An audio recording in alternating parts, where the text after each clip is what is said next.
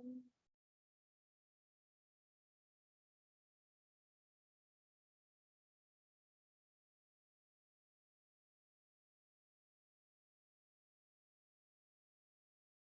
right, welcome everybody. I'm Mike Schentrup.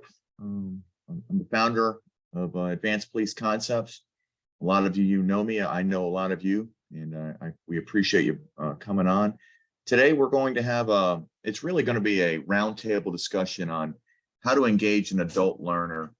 And when I say advice from the pros, I'm talking about real professionals who have been training other sworn law enforcement and civilians, all adults, for the better part, some of them 20 years, including myself. I started teaching at the police academy in 1999. So I've been dealing with that for quite a while. But if you're not familiar with Advanced Police Concepts, we travel across the country, and we really believe in helping other law enforcement officers get better.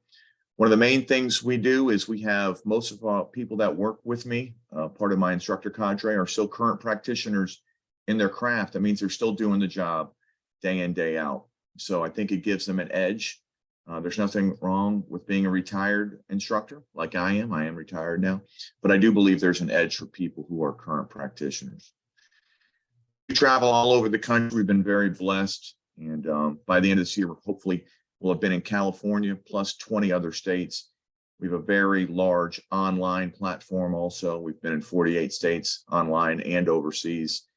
And of course, we do live webinars. We do some paid webinars, but this is a free webinar I try to do once a month. I try to invite really interesting people and groups to come and give some free content. Last month, it was about forensic genetic genealogy. This month, it's about adult learning. Who knows what will happen next month? So, but we're very blessed. We do offer a ton of courses. Most of them are investigative and leadership based. If there's something you're interested in, we're going to be in a bunch of different states. And like I said, we have an online platform too. But if you're specifically interested in field training course, our advanced field training officer course, I think it's one of the best in the business. Now it's starting to be copied. It was kind of by itself in the beginning, but that's okay, right? I think there's a lot of room for people to learn. We're going to be in Pensacola, Muscle Shoals, Alabama, Rincon, Georgia. Rincon is over near Savannah. It's a suburb of Savannah. Claremont, Florida is a suburb of Orlando. Far, Texas, that's all the way in South Texas, right up on the border. And of course, everybody knows where Knoxville, Tennessee is. So if you're looking for an advanced FTO course, of course, if you're not here and you can't visit one of these places, we'll always welcome, always honored if you'd host one of our classes also. Rob, I think I'm going to turn it over to you now as the president of Southeastern Field Training Officer Association. I have a slide here regarding your conference coming up, and then one more slide about how to join the organization. Yeah, welcome everyone. Super excited to be here. I love these roundtable webinars where we get to kind of, share ideas and thoughts, especially from just different instructors from across the country. And as you'll see here, the bulk of the panelists here are SEFTOA board members. So, like I say at the conference, I encourage everyone, get involved in this webinar. I'll be monitoring the chat for any questions you might have. We have some kind of preset questions, but we want to address anything that you guys think is important or something that you've been interested in as an instructor or a trainer. So we got the conference coming up. We got it locked down. It will be in Orlando, like we mentioned there. So, big destination. Bring the kids, right? Disney, Universal Studios, Islands of Adventure, SeaWorld. We extended, come in a day before, stay a day after, enjoy the time together, use it as an opportunity to network. We're going to be at the Embassy Suites in Lake Buena Vista. And if you are on our email chain, I sent out an email yesterday with the link to the hotel, and we're going to be throwing up the registration link on our website. So, we got that early bird special going until January 1st. So jump on. We expect a big crowd this year. Super excited to come to Orlando and just continue this conference effort. So And happy to be here. I'll turn it back over to you, Mike. Rob, talk about joining SEFTOA, and then we'll get the program started here. Sure, yeah. So if you haven't already, go to SEFTOA.org, become a member. It's only $40 annually. If you sign up for the conference, you get an extension on your annual membership. So as long as you attend the conferences, your membership will keep going. We posted a lot of recent stuff as far as, what we presented at last year's conference. So a lot of the members were asking for that. So we started posting that. So every week I'm going to post a new presentation to the website.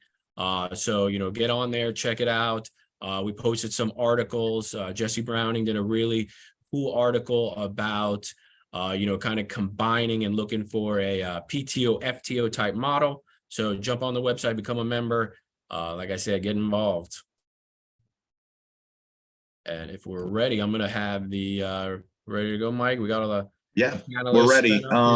We got a lot of great panelists here. Rob, I suggest we don't do a huge introduction for each person. Let's kind of like dive right in and maybe just who you are, where you're from, and that's about it. Yeah. Let's get rock and roll. So we'll start with Jerry, if you don't mind, quick introduction, and then when Jesse, you'll be on deck. No, I don't mind at all. Thanks for having me. Appreciate the invitation. I'm with Santa Fe College Institute of Public Safety, the director for law enforcement corrections programs. Thank you, Jerry. Jesse and Kevin, you're on deck. Hello, I'm Jesse Browning. I'm currently with the University of Louisville Police Department, retired from Louisville Metro Police Department in Kentucky. Glad to have you. Kevin with Matt on deck. Good morning, everyone. My name is Kevin Shea. I'm with the Leon County Sheriff's Office. I'm a lieutenant currently working in the capacity as the FTO commander for the agency. Glad to have you, Kevin. And then Matt with Wayne on deck. Good morning, everybody. Matt Boss, lieutenant with the Ocala Police Department. Been here 26 years now. FTO officer, sergeant, and coordinator. And Wayne, you want to round us out? Good morning, everyone. Wayne South. I'm retired law enforcement. I currently work at the Southwest Virginia Training Academy. Thank you, Wayne. So yeah, I'm Rob Finelli, currently with the Gainesville, Florida Police Department, 20 years. And also president of the Southeastern Field Training Officer Association. So let's jump right into it. And guys, I do want to jump in and ask questions on the chat. I'm not sure if you have the ability to unmute, but if you do, currently, welcome that as well. But we'll be monitoring the chat for any questions that come up, and let's we'll get rocking and rolling. So I want to start with this idea of the learning environment and creating a positive learning environment. So I'm going to start with Wayne. And Wayne, can you talk about, in your experience, what are those lessons learned, and particularly talk about those challenges that you faced in creating a positive learning environment? Absolutely, Rob. There again, good morning, Wayne South. One of the things that I struggled with as a young instructor, I've been teaching for about 28 years now, is I thought it was my job to go into the classroom and I was supposed to know everything. At some point in my career, I realized that our job is not to go in and know everything. Our job is to go in and teach people how to learn. If we teach people how to learn, we engage those critical thinking skills, and I think we become better instructors and we produce better students. One of the best ways I've found to do that is you have to make those connections in class. You have to have that relationship with your student in class. I want to know who the students are. I want to know what experience they have. And most importantly, I want to know why they're in class. Now, you always have your hostages, right? Those people that were voluntold on Friday morning to be there on Monday. I want to know those folks too. And instead of treating students like students, I treat them like people. Just have those conversations with them. And why do I do that? It creates buy-in to the class. If you can get someone excited about a topic, you can see it in their faces, you can hear it in their responses.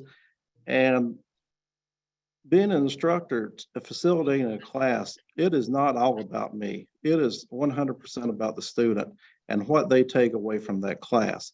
So if I can build that connection and I can form that relationship, I feel that they will take something away from that class. And why do I do that? One of the things I do that, one, it builds their self-confidence.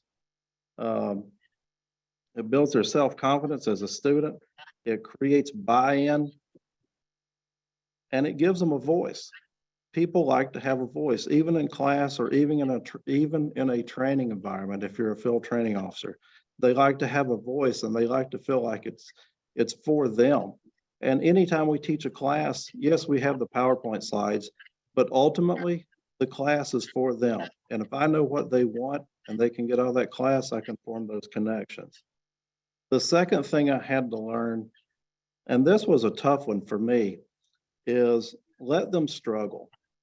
If you embrace difficult, trust me, they will rise up and they will meet that standard.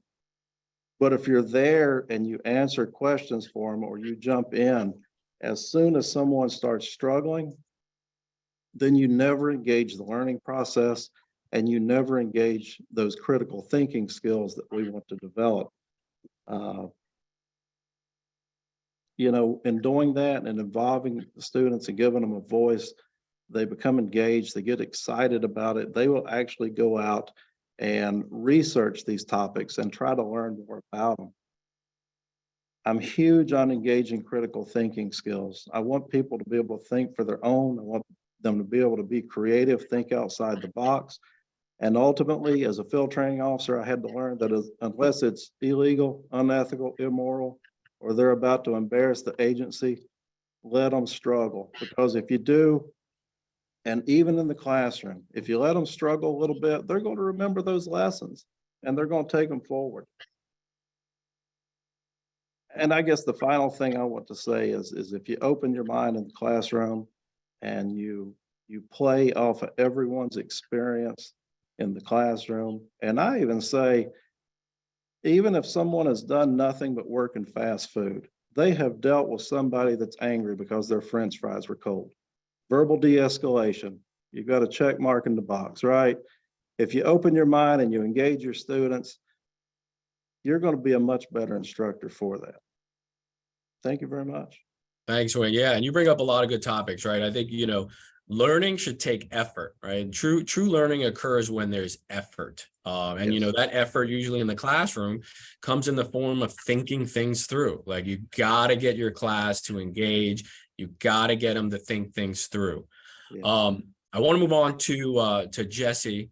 And I think, we had talked about this kind of over email, Jesse, but I thought you brought up a good kind of take on myths about adult learners. I think, a lot of times, we take these courses or, we'll take our, for Florida, right? We have the FDLE, kind of the line supervision classes and those things along the lines of instructor techniques is a good example of one.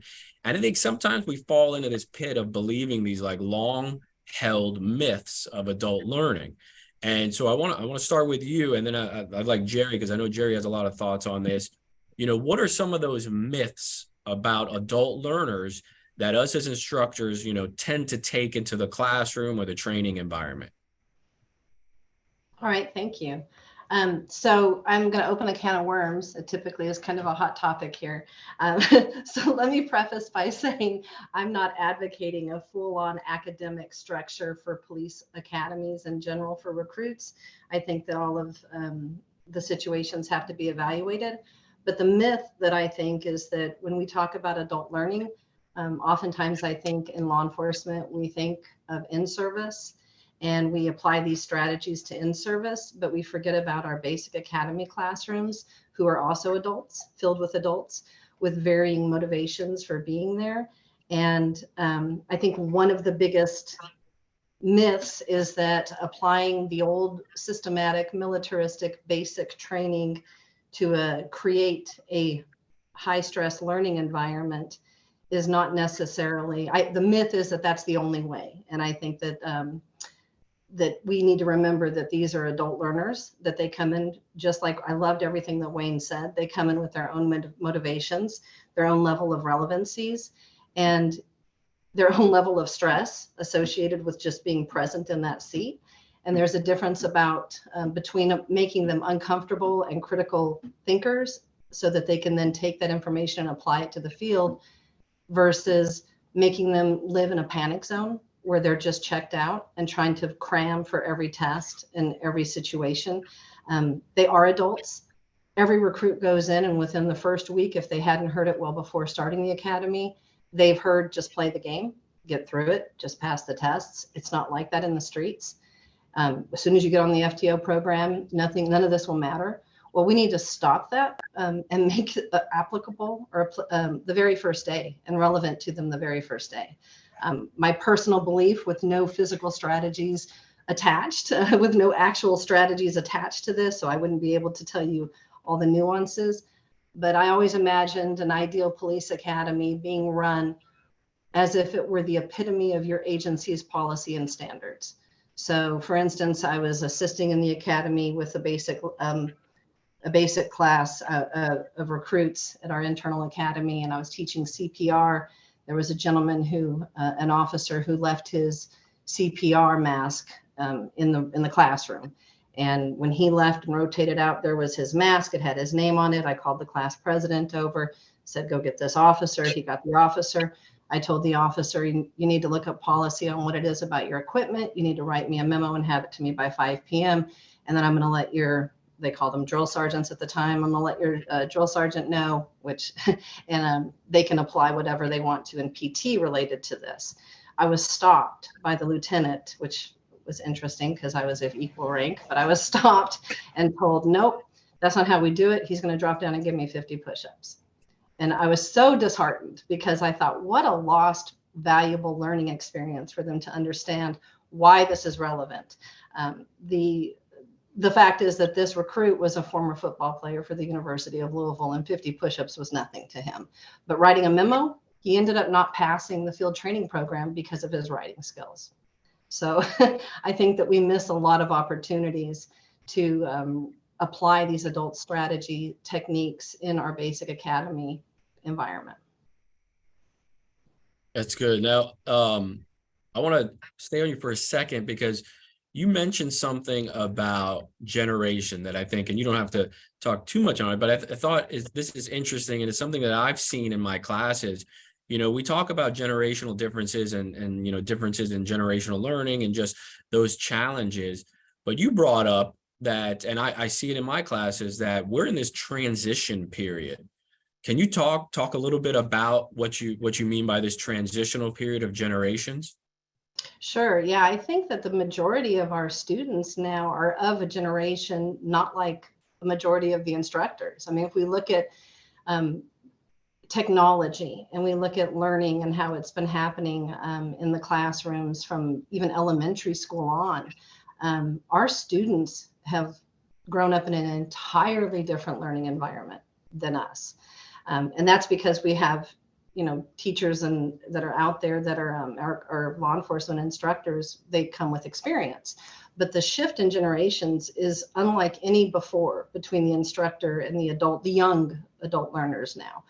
They are used to techniques and strategies that we are just starting to introduce. They're used to using their phones in classroom, their computers. The information that they have access to and being able to tap into those resources is exponential, and they're experienced with doing that. I was teaching a PTO class last week at SPI, and I asked, typically the idea of journaling is a very hard sell, keeping a learning journal. And it was not. And I did a quick survey. How many of you have used a journal in your life sometime? And I'd say 80% of them said that they used it in college or high school. So it's an interesting time for us, and we need to embrace that and practice more of I believe, the guide on the side versus the sage on the stage. They're not used to having someone up there and lecturing to them. That's not how they learn. Yeah, those are great points. And I can tell you, you know, and what it makes me think of, Years ago when I started teaching like supervisor report review, right? One of the topics that always came up, or in these leadership topics, was, how do you lead, manage, teach millennials? Well, guys, millennials are doing the teaching and supervising now. I just did a supervisor course where 60% of the class was millennials. And I'm sure there's a lot on this webinar. And, I think that's a big part of that transition. And yeah, I just, came back from Orlando doing a class for DOC, and I tried this thing, and I'm not a spokesperson for them, but I tried this thing called Menti, which is basically they use their cell phones to follow along with the presentation, and they can do polls and look at the instruction and topic right on their cell phone, and they loved it. Whereas I think, that generational difference, maybe some of us might not love it. So I think those are great points. So I want to kick it over to Jerry, who does run an Ideal Academy. Like you said, Jesse, his academy is Ideal. But Jerry, can you talk a little bit about, kind of melding into that generational differences? Because we see differences in generation. We have very much blended classes, and Jesse kind of mentioned this on the level of knowledge. What are the challenges there, and how do you address that? What could be a very, broad depth of knowledge and skills and ability just within a class? What a question. Jesse, thanks for setting me up on that one. It's been difficult, I will say, reaching varying students, because we have them from 19 to 45 coming through at any given time. And there is a broad degree. I like to go back and try to just keep things simple as much as possible. For the majority of them coming in, we do have the crossovers that come from time to time, but most have never done the job.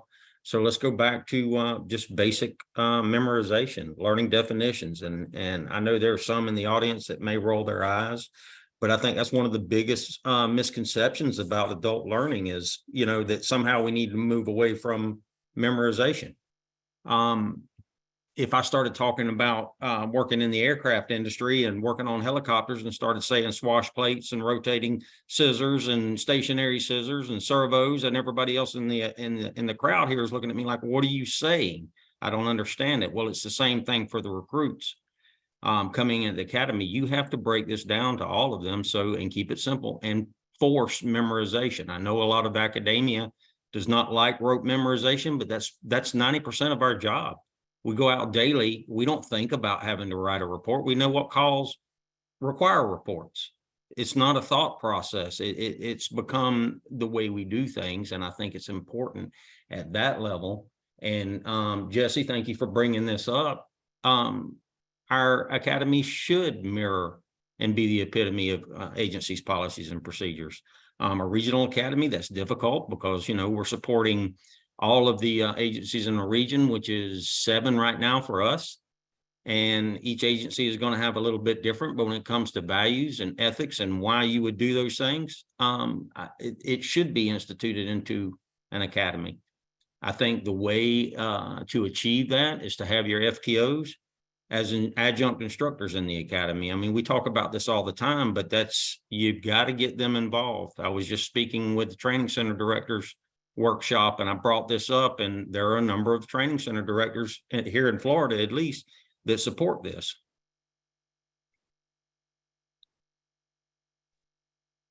Did I answer your question, Rob? Because that was so broad that.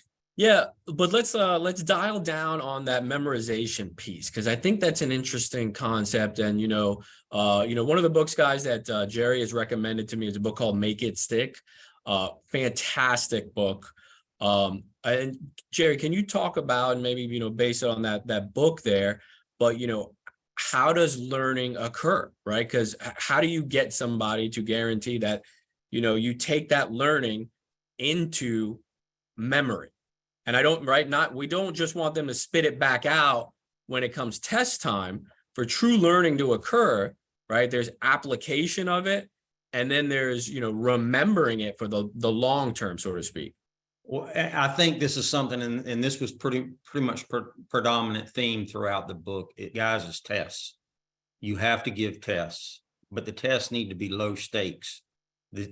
everything that the student is going through should not hinge on whether they pass or fail, especially in the academy, because those are your end of chapter exams. But I could get my instructors coming through to give a quiz for every class and to give quizzes for the past lectures that they've gone through, because that's one of the things that's so important to memory, is that we retrieve those tidbits of information through space and time. Because if you don't have to recall it, you start to silo information, and the only time that you can bring that back up, and this is a huge problem in academies, especially the way the curriculum is written, they'll download one chapter as they move into the next, and each one builds off the other. So that spaced retrieval, and really the only way of doing that is a test. Guys, life is a test. Every time we go to a call, we are testing ourselves as to, do we recall all of the information that we're supposed to have? Are we relaying that information to the people that we're talking to gain a successful outcome? That focus on and utilizing memorization to give you a core foundation of what, for definitions and that, to start applying it in a real world setting. Then with space retrieval practice, you start to bring information forward, and what you have forgotten, you're only learning smaller portions of what was seemingly insurmountable when you first opened the book. I can tell you, I've read or listened to the book, Make It Stick, probably 24 times. And I keep getting information out of it because I keep going back to it and going, that's right, I'd forgotten about that.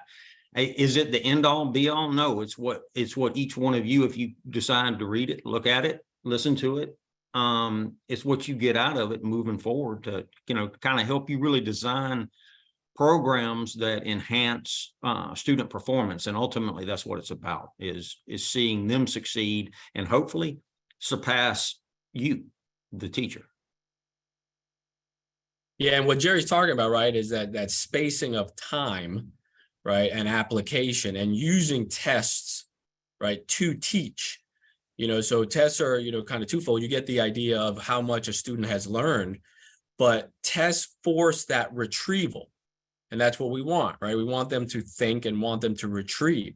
And something, that I do for a lot of my classes, it's just like, hey, we do a block, we do a module, pop quiz, right? There's nothing at stake here. Pop quiz, right? Let's go over the concepts we just learned. And the important part of it is you got to make them think about it, because there's a lot of research on using tests to learn. The important part is that even if they get the answer wrong, right, causing them to kind of lay that neural pathway and then, reviewing the answer will cause them to remember it. They're more likely to remember it later, which is a really interesting concept. Well, and it does go into, and this, we get so wrapped up on Bloom's taxonomy on the academic side and the phases of cognitive learning, but it also applies on the physical side. And a lot of what law enforcement work is, especially with the trainees, is getting them to encompass the physical skills necessary to do the job on the cognitive side, because they end up focusing so much on what they're supposed to remember that they can't remember to put the car in park at a traffic stop. Right. And we've all experienced it. Right. So that's the difficult part. And that's where I'm sorry, it's where rote memorization comes in, because it's just like driving. You've learned from the time you started driving that the gas pedal was on the right, the brake was on the left, and the gear shift is going to be in one of several locations. Now it's a dial. No longer do you have a clutch pedal and a shift, but those things are important for them. So break your learning down, get them to put that micro learning sessions, a 5-minute training session throughout the evening every so often is going to be huge in those psychomotor skill enhancements. I personally believe we see it coming through the academy with the number of scenarios that we do, and then ultimately the final test at the end where we have 3 days of scenarios. Great question there. Yeah, thank you, Jay. Any other panelists want to chime in on that? All right. So I want to go to Kevin. I want to go to Lieutenant Shea. And we've talked about some of these concepts, and I want to start bringing this together to that FTO world. So, Kevin, what have you seen as far as being the instructor, being the teacher in that training environment as an FTO? Because I think, I think a lot of agencies get wrapped up around the evaluation side of it, right? We're so focused on just purely evaluating, and it's probably another webinar to have on preparing how our recruits come out of the academy. Are they prepared to police? What's that baseline expectation? But I think we get so wrapped around evaluating that we forget that this is a training environment. It's training and evaluation. So talk a little bit, Kevin, on your experience as an FTO coordinator and kind of blending that world of learning, teaching, and the FTO environment. Thanks, Rob. Well, you hit the nail on the head when you start to bring up the topic of getting too wrapped around the axle regarding the evaluation of the recruit and looking at their performance primarily and losing focus on the actual training aspect, which we try to and we emphasize in our program that you teach first. That's got to be first, and you evaluate second. You looked to incorporate the different techniques and any suggestions or abilities that might be able to be to assist a recruit who is struggling. But a big important part of being a successful FTO, which is obviously that's a very subjective measurement. It can be a quantitative test as far as passing and failing recruits and the success of their recruits, or it could be very qualitative as far as in the measurement and the progress and ability of the recruit coming out of the program when they have a particular FTO train them. So it is a difficult subject to kind of narrow down and put your finger on and say this FTO is doing it the right way and having success because of these particular skills that they're incorporating. Obviously, in order to be a successful FTO, it goes back to a lot of the fundamentals that Wayne and Jesse brought up, along with Jerry as well, as far as the environment. And a big thing that I found early on in being an FTO is you really have to have a lot of humility, in my opinion, to understand that your way may not be the best way. And especially when you talk about the age gaps and things of that nature, that the way you know how to do it isn't necessarily the way they're going to comprehend what is best for them to accomplish the tasks that they need to learn and memorize or whatever, however they're going to incorporate it, whether they utilize their cell phone or utilize the MDC or the old pen and paper, like a lot of us learned to begin with at the beginning of our careers. Aside from humility, you got to understand having that humility to understand that your way isn't necessarily the best way and that your technique may not be what is best. It's always important to seek information from not just your senior FTOs and FTO supervisors, but also some of the new guys, because a lot of times the new FTOs, especially if they're younger, they talk and they bring up topics and discussions, and they're more open with things that definitely we may not be as receptive, or at least the perception is that we're not as receptive to it as the younger generation. I look at the age gap or the generational gap, if you will, from both sides of the coin. It's not just the younger and the older people learning and training, but you can flip that sometimes too, where you have a younger FTO, which we run into sometimes, training a recruit who this is a career change for them. And now they're a 40-year-old with a family and life experience. And you have some 25-year-old kid who's been on the job for 5 years and is a good FTO.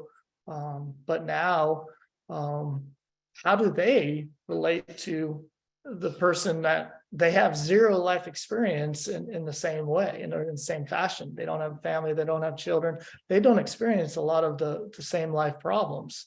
So when that recruit starts struggling, not necessarily with the material per se, but maybe starts struggling because they have a new baby at home or child or any of the personal factors that also come into play that affect the performance on the job. It's really such a broad spectrum, and you really have to look at it from all angles to be, in my opinion, considered a successful FTO. Because if you're just looking at it from the fact that this person's performance is unacceptable, and you're not evaluating the manner in which the information is being delivered and maybe the variables behind the performance outside of the tasks themselves, then you're not going to be successful. It's funny, you mentioned cell phones earlier, and different agencies have different rules. I know in our agency, we allow recruits to have cell phones in vehicles. And that's, I've discussed that with other agencies as far as, other agencies not allowing recruits to have cell phones in their vehicles. I think there's an argument for both sides and how it affects the recruit. I mean, and not just professionally, but also personally. And what are the circumstances behind those things? And so that's just one example of so many things that can affect a performance and that need to be evaluated and brought up and discussed. That's the other big thing about FTO programs and everything. Leadership has to be willing to allow it to evolve and continuously change and adjust to the circumstances surrounding it's not even just like earlier you discussed the academies teaching the policies of the agency and whatnot.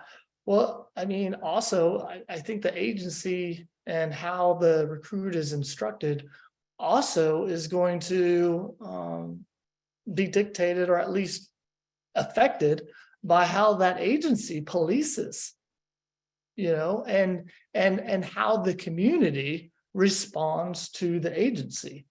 I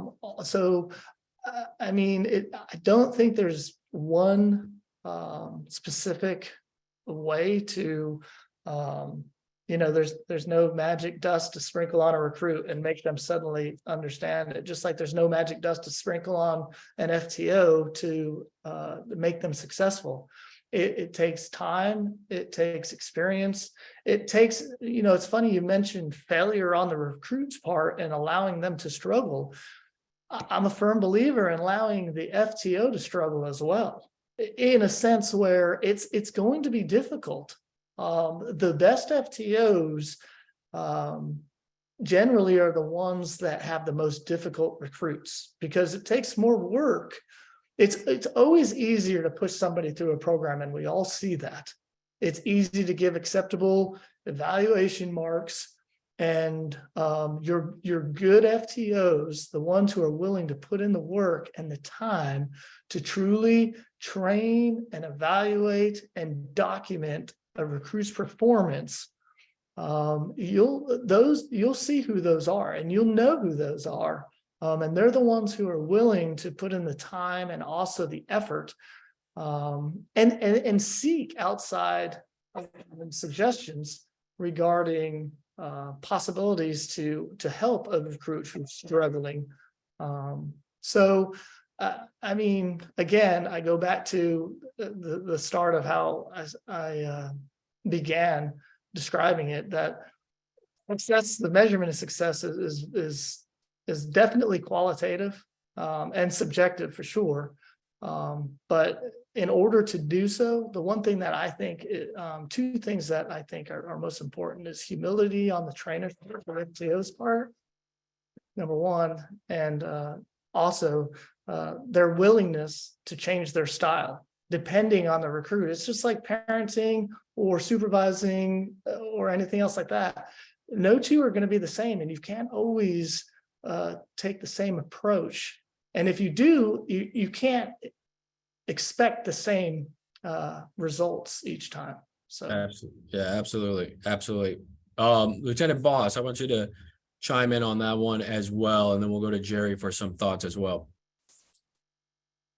Thank you. Yeah, I'll try not to repeat what Kevin just said, because all my notes just sound like what he just said. The things that stuck out with me, when we're talking about the field training and evaluation program, we deal with that word "and" a lot in the laws and the statutes when we're trying to charge somebody. Is it an "and" or an "or"? So when we're dealing with training and evaluation, it's not training or evaluation. We all could go out there and check off whether somebody's doing things step by step off a checklist, but it's the training part to get that person to be evaluated. I think that's the important part that sometimes gets overlooked. We're getting recruits out of the academy, out of an orientation. They have some level of expectation already as far as knowledge of how to do the job. So I think sometimes it gets lost in the wayside, the training part, because they haven't done it necessarily for real out there in the real world with real world consequences. As a trainer, Kevin talks about humility. I probably wrote down the opposite. They can't be stubborn. They can't be stubborn to think that their way is the only way, is the highway, because you never know who your trainee is going to be. One phase you might have that millennial, but then 4 weeks later you could have a guy in his second career, a baby boomer or a different generation. So you definitely have to be humble. But you have to be able to know your audience, know who your trainee is, so that way you can adapt to them. A trainer who doesn't change is not a very good trainer at all, because you have to know who your audience is, so that way you can adapt to them. It's very difficult for a trainee who doesn't have the knowledge base like you do to change to you.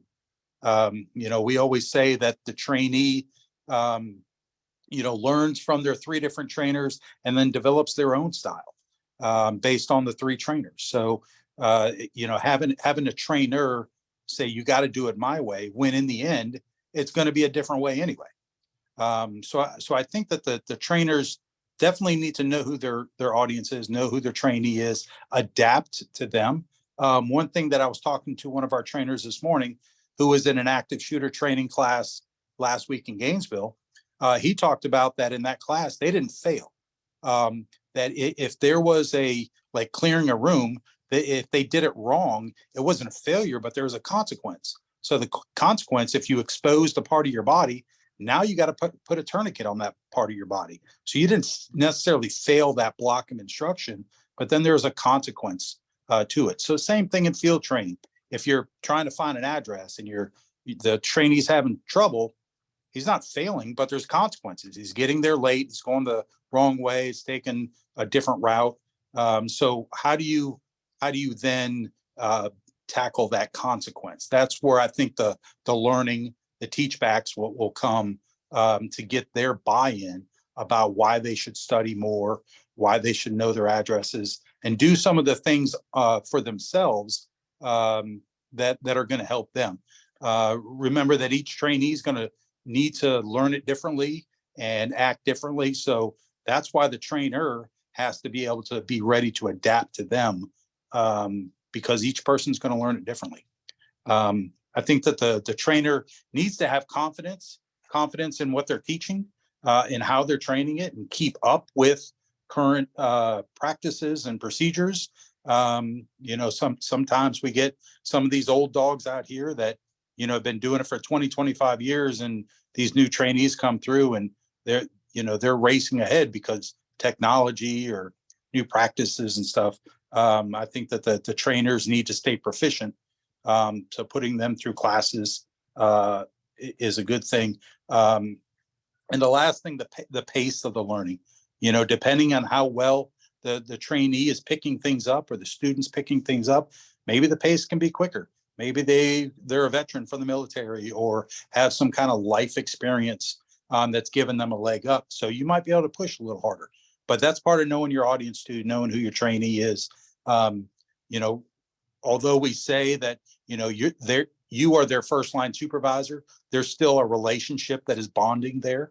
At some point, they're going to be your backup, your squad mate, your supervisor, even at some point.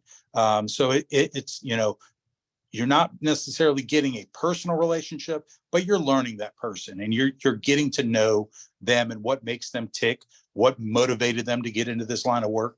Because you're going to want to know that so that you can exploit that. If somebody's really community oriented, heavy, and they grew up here, exploit that, use that to your advantage. Make that person the face of your agency. Don't take stuff like that for granted, because we need more of that. We need passion in this job. It's not just a paycheck. We all know we're not doing this for a paycheck, so we need passion. So find what makes your trainee tick and embrace that wholeheartedly. Yeah. Good stuff. And you hit on a lot of stuff there. And I want to kick it over to Jerry, because we talk a lot about motivators, and we need to motivate, but that's a very general subject. I think we hit on a lot of it, knowing your audience, knowing your trainee. Training is not a spectator sport, right? And I always say when we do, this instruction, we talk about, what's the difference between a presenter and a teacher? Right? There's a big difference, right? And I want you to ask yourself, as a trainer, as an instructor, are you just presenting information, right? Or are you teaching it? And there's a lot of learning concepts that we can fold in there, and a lot that we've just discussed. But I'm going to kick it over to Jerry to kind of expound on what Kevin and Matt said. Thanks, Rob. I just sitting here taking some notes based off of what both of them said. It kind of boils it down for everyone in the audience here. If you haven't been doing this yourself, what is your motivation? Why did you come here today? What do you expect to get out of this? And then boiling down what they said, what key attributes I think make people good instructors, make people good teachers, is they're humble, right? Like Wayne said, they allow someone to stumble. Matt, knowing your audience, evaluations, and he brought this up, and that's a good one, is we all ask for evaluations, true feedback from a presentation that we've done. Guys, if you're not honest in your evaluation of your instructor, they're not going to get any better. That means you've got to be willing to admit that you're not as good as you thought you were, right? Which is a hard thing. And if you boil this down, part and parcel, it really is what makes you a good leader. The two things are almost synonymous, right? If you have each of these characteristics and you're embracing things that way, it makes you a good leader. The motivation, being humble, looking at evaluations, looking at your teaching style, changing your teaching style, being able to be a little bit more malleable in your approach to doing the job. And ultimately the number of iterations that you have under your belt is what makes you better. And if you can put that into your students, really student engagement, and I've looked and listened to just about everyone on this discussion panel today, and I've watched them teach, and you will notice that every one of them get their students to talking because all of their students have something to say. You guys in the audience we learn as much, if not more, from you about the delivery of the next class that we give, the next discussion that we have, then we can sit around and think up ourselves. It's you that drive this, not us. If we didn't have these discussions, I don't think you would ever know that, though. Yeah, good stuff. So let's kind of switch gears a little. Let's talk about, a difficult student, right? Somebody mentioned this too, like you could have I've had classrooms of difficult students just because, I teach report writing. So I tend to get a lot of people who are voluntold, and that can be a huge hurdle in a learning environment. So I'm gonna kick it over to Mike, a very tenured instructor, talk about those challenges and his kind of lessons learned. Yeah, I mean, I too, Rob, have voluntold. I know, Wayne, you've had some voluntold when you teach a leadership class. These bosses send these sergeants to the class and say, hey, fix this guy. So, and then send them back to me. Early on, I tell my instructors this, there's a lot of things you're going to see that could be really distracting to you as an instructor in a classroom. I think everybody said some good stuff, but one thing is that you're going to see somebody in your classroom who's on their phone the entire time, right? And are you going to allow that to distract you? Like, why isn't this person listening to me, right? What is going on here? What's wrong with this individual? This is completely rude. They're not showing at me as an instructor any respect. I've learned over the years to completely disregard that individual. And I almost bring it almost from an empathetic side, right? I don't have any idea what's going on in that person's mind at that moment, right? When they could have worked all night. They could be waiting for a text message from their wife because something's, the plumber, something exploded at the house and they're worried about it. You don't really have any idea what's going on in that individual's mind. And heck, that some people fall asleep. It's okay. They fell asleep. I don't control when I fall asleep sometimes. If you worked all night, you had an overtime shift or something that went way into the morning, then you're back in the classroom at 8 o'clock, especially if it's like what we teach mostly at Advanced Police Concepts. This is all classroom environment stuff. There are going to be people who doze off. Don't let that distract you from bringing as much value as you can to every other student there, right? If you allow that to distract you, now you're not giving as much as you can to those other students in the class. So don't let the person on their phone distract you, the person who may be dozing off distract you. Stay focused on what you need to get accomplished to bring the most value you can to the classroom. One person talked about engagement. I think engaging every single student in the class, especially if you're in a class of 20 to 25, something like that, or less, it's pivotal. And this is the reason. It's because we all know if you teach a class of 20, there's going to be about 5 people. There's going to be one person who's going to be very talkative. There's going to be another 2 or 3 who's going to be really involved. There'll maybe 3 or 4 more that'll jump in every once in a while. But almost 50% of the class, or for sure a strong 25% of the class, will never, ever open their mouth to make a comment for whatever reason, right? So you have to think about ways to get every single person involved because, like we said, everybody has something vital to bring to the table. Some just aren't going to share it, right? If you have a squad of 10 people as a sergeant, hopefully you don't have just team meetings, right? Because some people aren't going to talk. You should be having individual meetings also to make sure you hear what other people have to say, right? So the idea is, like, I like to use name tense, right? That helps you personally engage every student in the class by their name, right? And then think of ways to engage every single person. And last thing, you'll have people in your classroom who push back. I think it's an ego thing. Sometimes you see people with big egos want to know, like, they already know more than you. I'm not really sure why I'm here. What are you going to bring to the table? And again, don't allow that to distract you. My main way I go about somebody with a big ego is I engage them first. As soon as I bring up a question, I go straight to them. What's the answer here? Right? Let them start the conversation. Number one, you're stroking their ego, which makes them feel better, right? Because that's a big thing for that person for whatever reason in that moment. And they could be bringing some good information. And they probably have a lot of experience to bring to the table. So don't be afraid to a lot of times we push back against the people that are the loud ones who are kind of giving you a kind of a pain in the butt. I go straight to them. I go straight to them. I've taught homicide classes for years. I've had people in my classes who have tons more experience actually investigating homicide classes. And you can see it on their face, a little smugness. That's okay to me. I go straight to them. What would you do here, right? Use them. They're probably a pretty valuable resource.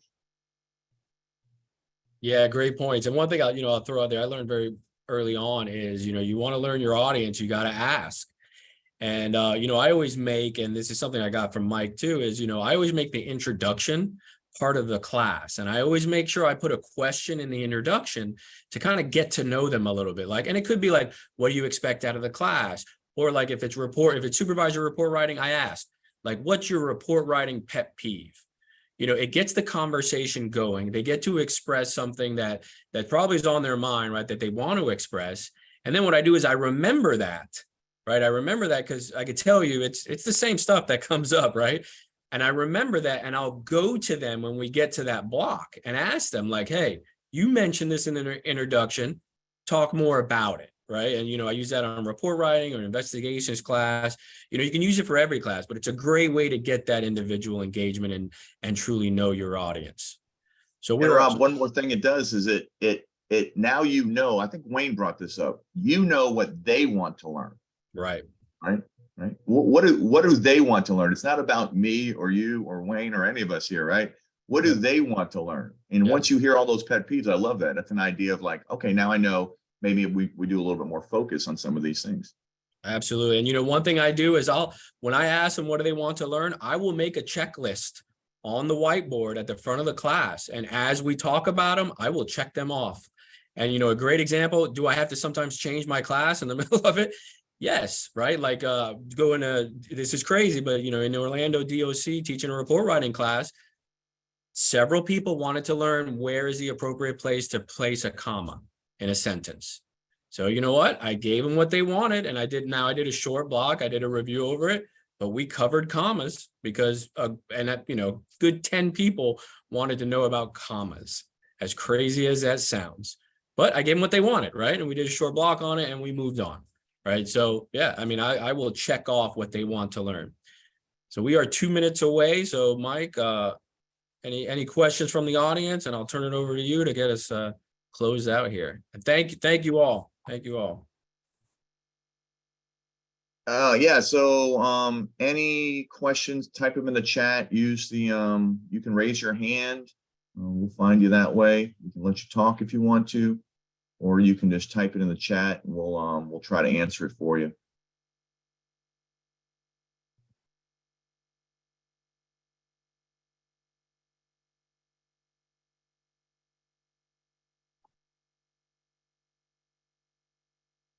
Remember, go to advancedpoliceconcepts.com. We got everything on our website. We'd love to bring a class to your agency, or if we have one already hosted in your region, we'd love to see you there. So we bring hopefully we can bring the same value to everybody else. I don't see any questions, Rob. Yeah, there's one. Tamar just put one up there. Oh, okay. How do any of you approach the retired trainee? I assume, Tamar, you mean someone who's retired and is coming back to the profession?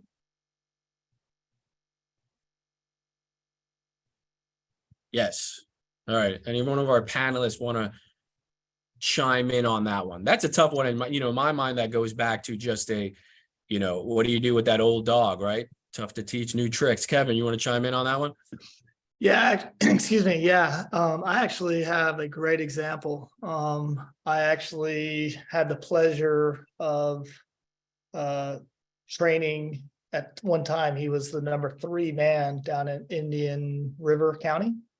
And then a new sheriff came in. So he came up to our agency as a recruit, essentially, to finish out his drop because he had already entered the drop.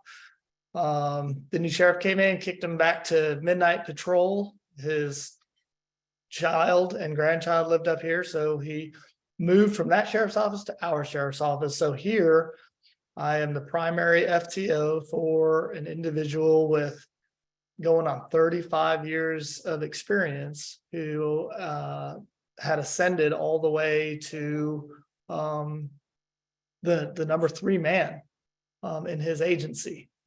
And the way I approached that was with a lot of humility, honestly. Because again, it's not always, and it's funny, Jerry brought up earlier kind of the overwhelming theme. And what I was hearing Mike speak about, and Matt and you as well, Rob, in talking about a lot of the things, is it's not so much the message, but the delivery. He knew he had to sit in that car with me. And honestly, I approached it as an opportunity, and like you said, you kind of go straight to that student in the classroom. Well, I kind of went straight to Andy when he got in my car, and I said, look, I said, we're in this together, and we have to learn from one another. I said, because, I told him from day one, there's a strong possibility I'm going to learn more from you in these next several weeks that we get to spend together during this FTO program. Then you're actually going to learn from me, because obviously, what was I going to teach him about how to do the job? That's not, and also, Matt brought up, I very quickly recognized my audience. I mean, what was I going to teach this gentleman about how to do the job? I needed to focus on what I needed to teach him, as far as which was specific to the Leon County Sheriff's Office way of paperwork, procedures, policy, things of that nature, and let that man go. And I, honestly, from day one too, I had enough humility to take a back seat and let him engage from the beginning. And it was extremely beneficial to myself, more so. I think that was, I learned more from the recruit than I taught that one, for sure. It was a great experience.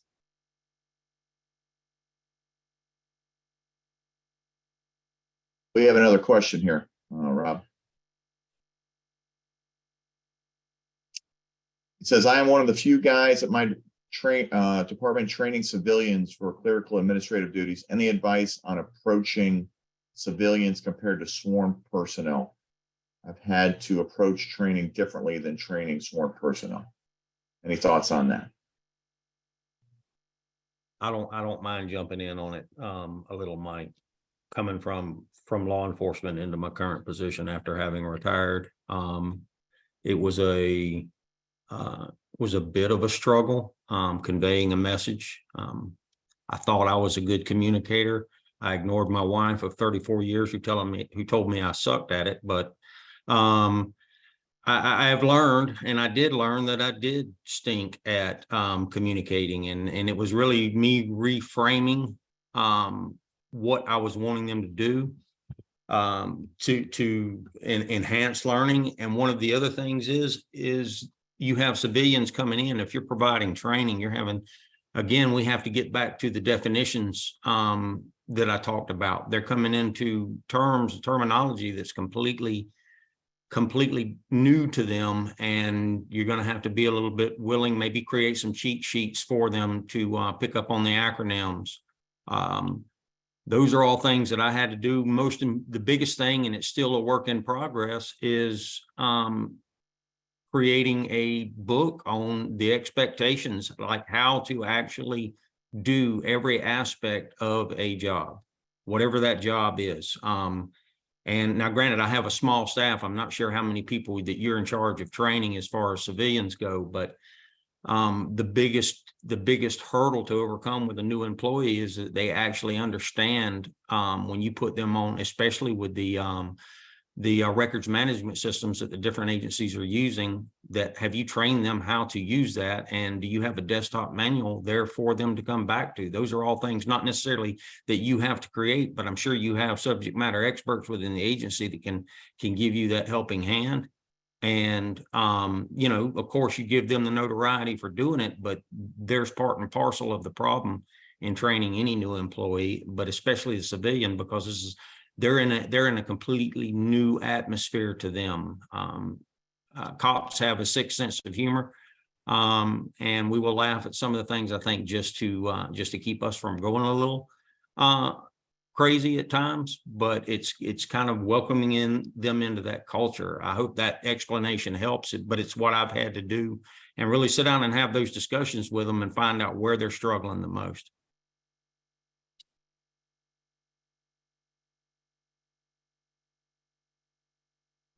That was great, Jerry. I appreciate it. I think that was pretty helpful also. All right, it's 12:06. I think we're going to call it. Getting ready for lunch here for a lot of us. So I know we just lost Rob. Rob had to jump off. So Kevin, Wayne, Jerry, Matt, Jesse, thank you for everything you do. The Southeastern Field Training Officer Association is pretty special in my mind. And I encourage everybody here, go to SEFTOA.org, join the organization. We'd love to see you at the conference in 2024. Orlando may go together. It's good. The weather, don't go to Orlando in July, right, Kevin? It's terrible, right? Go to Orlando in May. It might be warm, but it will be less humid. It'll be an awesome experience, and it'll be a good time. We had a great time last couple months ago in Fort Walton Beach, and I can't wait till 2024. Having that, I appreciate it. We're going to sign off.